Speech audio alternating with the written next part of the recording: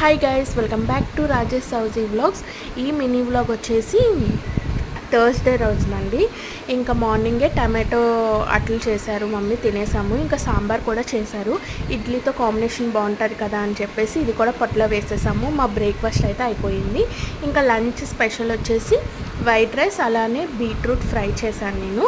ఇంకా గోంగూర కర్రీ చేసాము. మా లంచ్ స్పెషల్స్ వచ్చేసి ఇది.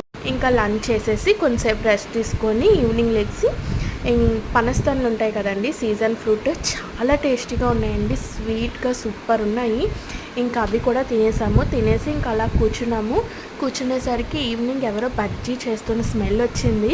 నాకైతే బజ్జీ తినాలని చాలా అనిపించిందండి. ఈలోపు మా అన్నీ వచ్చాడు. అన్నీ వేడిగా తెచ్చారన్నమాట. ఇంకా ఇలా అనుకున్నాను, అలా మా అన్నీ తెచ్చేసాడు. ఇంకా తినేసి ఇంకా ఒక చాయ్ కూడా పొట్లో వేసేసి ఇంకా అలా కూర్చున్నాము. ఈలోపు ఆంటీ ఏమో చేగడాలు జంతికలు ఇచ్చారు. ఇవి కూడా పొట్లో వేసేసాము. ఇంకా హెవీ అయిపోయిందని చెప్పేసి నైట్ డిన్నర్కి ఏమీ కుక్ చేసుకోలేదు.